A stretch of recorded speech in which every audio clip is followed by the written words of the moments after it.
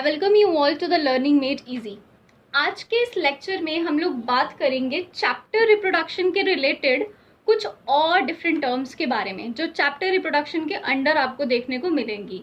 सो आज हम उन्हीं के बारे में डिस्कस करेंगे ताकि आपको चैप्टर करने में थोड़ा सा और ईजी हो जाए। तो सबसे पहले चैप्टर का नाम है reproduction. So first of all हम इसी का मतलब समझने की कोशिश करते थे, what is reproduction.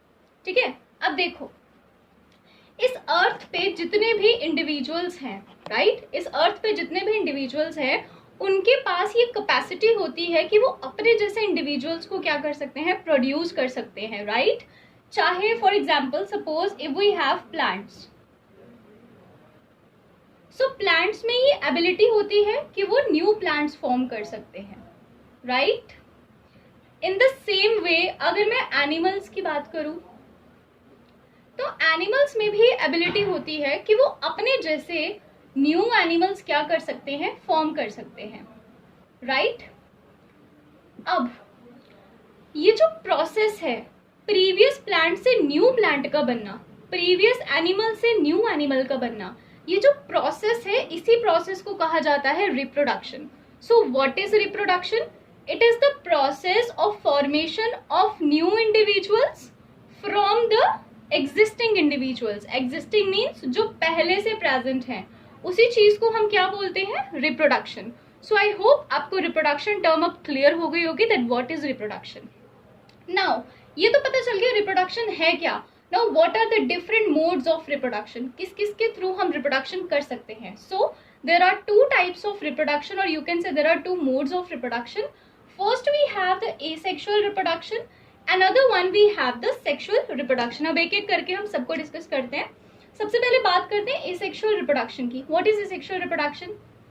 Asexual reproduction जो है it is uniparental reproduction। It is uniparental reproduction because asexual reproduction में सिर्फ सिंगल पेरेंट इन्वॉल्व होता है। ओके, asexual reproduction में सिर्फ सिंगल पेरेंट इन्वॉल्व होता है।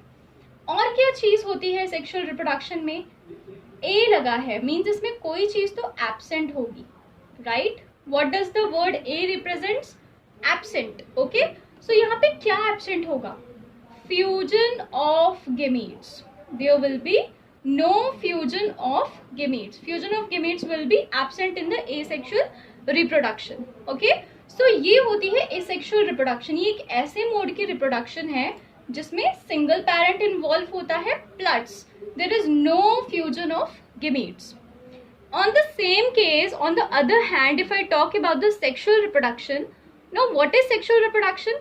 इसमें क्या होता है कि जो गेमीट्स होते हैं वो फ्यूज करते हैं। ओके, गेमीट्स का फ्यूजन होता है सेक्सुअल रिप्रोडक्शन में। इट इज यूनिपेरेंटल, लेकिन जो सेक्सुअल रिप्रोडक्शन है it is biparental. Okay, both male and female are required because male will produce male gamete and female will produce the female gamete. After that, male gamete will fuse with the female gamete and ultimately the zygote will be formed. So this was about the asexual reproduction and the sexual reproduction. I hope it is clear. एक brief summary देख लेते हैं। सो asexual reproduction में हमने क्या पढ़ा? It is uniparental, only single parent is involved, where sexual reproduction is biparental, where two parents are involved. There is no fusion of gamete, whereas in sexual reproduction fusion of gametes takes place, and this is the main difference between the asexual reproduction and the sexual reproduction.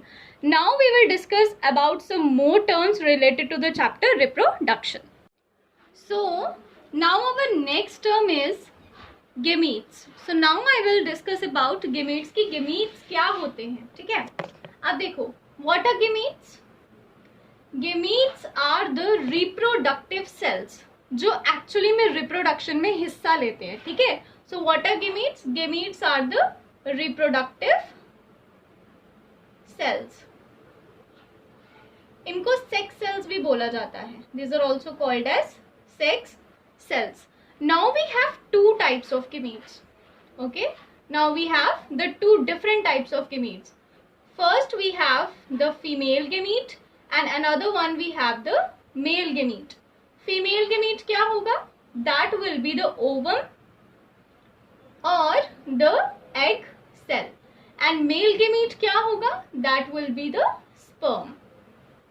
One more thing I would like to add कि जो gametes होते हैं वो haploid cells होते हैं. They are haploid cells. Why they are haploid cells? Because they are formed by the process of meiosis. Meiosis क्या होता है? ये एक ऐसे टाइप का सेल डिवीजन होता है जहां पे क्रोमोसोम्स का नंबर क्या हो जाता है? हाफ हो जाता है. इसलिए हम इसे क्या बोलते हैं? हैप्लॉइड. बिकॉज गेमीट्स के अंदर क्रोमोसोम्स का नंबर हमेशा क्या रहता है? Half. So this was about the gametes. I hope it's clear that what are gametes. Now the next term that I would like to discuss is the gametogenesis. Another term that we will discuss is the gametogenesis. So now what is gametogenesis? Gametes का बनना क्या कहलाता है? गेमीटोजेनेसिस. Gametes जिस process से बनते हैं उस प्रोसेस को कहा जाता है gametogenesis. So what is gametogenesis? The process of formation of gamete is called as gametogenesis. So the process of formation of gametes is called as gametogenesis. Gametes क्या हो गए? हमने पढ़ा फीमेल में ओवम बनेगा और मेल में क्या बनेगा? स्पर्म. अब गेमीटोजेनेसिस को ही हम लोग दो टर्म्स में क्या करते हैं? डिफरेंशिएट करते हैं. So first one we have spermatogenesis, spermatogenesis, and another one we have the oogenesis. Another one we have the oogenesis. तो सबसे पहले हम डिस्कस करते हैं स्पर्मेटोजेनेसिस क्या है. देखिए, जेनेसिस का मतलब होता है किसी चीज का बनना, एंड स्पर्मेटो से आप याद रखिए स्पर्म. सो स्पर्म का बनना क्या कहलाता है? Spermatogenesis. So the process of formation of sperm, the process of formation of sperm is called as spermatogenesis, whereas the process of formation of ovum or the egg cell is called as oogenesis. I hope आपको ये terms clear होंगी. Gametes क्या होते हैं? These are the reproductive cells और the sex cells. दो types के होते हैं, male gamete and female gamete. Male gamete को ओवम बोलते हैं, फीमेल गेमीट को ओवम बोलते हैं, मेल गेमीट को स्पर्म बोला जाता है.